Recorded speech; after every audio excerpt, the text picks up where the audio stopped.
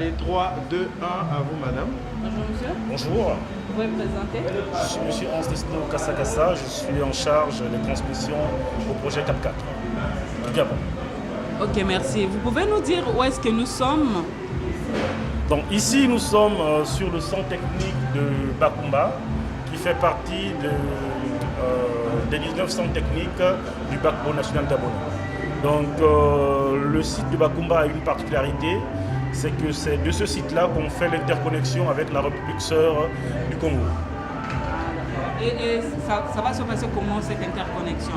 D'accord, l'interconnexion aujourd'hui elle est effective, mais il n'y a pas encore de trafic. Donc on est connecté déjà de manière physique nos deux câbles, le câble du Congo et le câble du Gabon. Mais ce qu'il faut comprendre pour le citoyen lambda, en termes d'interconnexion, on parle plutôt de manière générale de la sécurisation.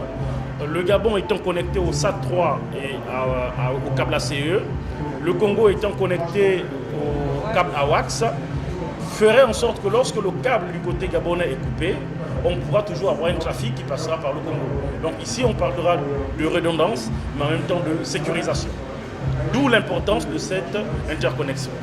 Voilà, moi je suis une citoyenne lambda aussi, je ne comprends pas bien. Quand on parle de l'interconnexion, c'est pour faire quoi exactement? C'est pour sécuriser. Ici, comme je vous disais, nous avons deux câbles. Et nous avons maintenant plusieurs chemins. À supposer que le câble ACE soit coupé du côté de Libreville. Le trafic, si nous ne sommes pas interconnectés au Congo, le trafic sera coupé. Or, dans le cadre de notre interconnexion ici, le trafic ne sera jamais coupé parce que nous passerons par la WAX pour avoir toujours la continuité du signal. Alors la cérémonie d'aujourd'hui aura quelle signification techniquement? La cérémonie d'aujourd'hui aura une signification de démontrer que les équipes techniques ont mis en place l'effectivité en outre du câblage, mais de la partie transmission, que tout fonctionne par notamment un test de vidéoconférence et du côté du site de Bakumba, une mise à disposition d'un certain nombre d'activations de circuits démontrant l'effectivité de la réussite de ce grand projet. Alors, vous pouvez nous expliquer un peu ces machines? Écoutez, il faut noter que lorsqu'on parle des projets fibre optique, ils se résument en deux parties, pour être plus succinct.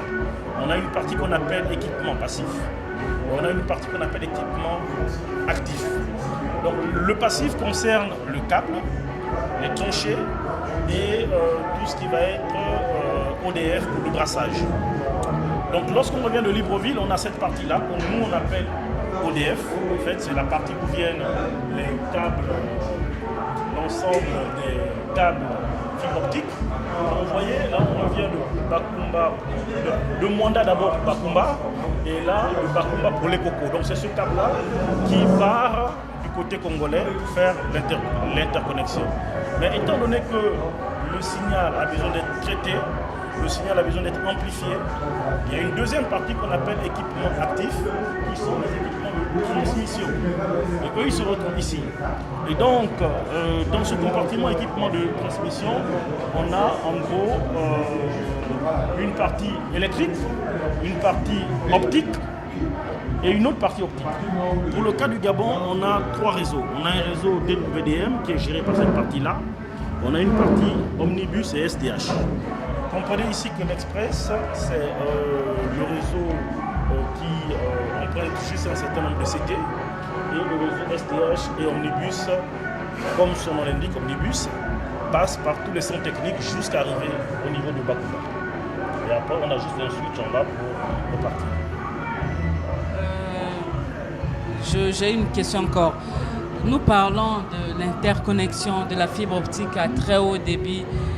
Une fois les deux pays connectés, cette fibre optique sera utilisée comment? Est-ce que c'est la même fibre optique ou bien ce que nous faisons ici, c'est juste le câblage collé? Ce sera la même. Vous comprenez que les républiques sœurs du Gabon et les républiques sœurs du Congo ont mis en place ces grands projets-là.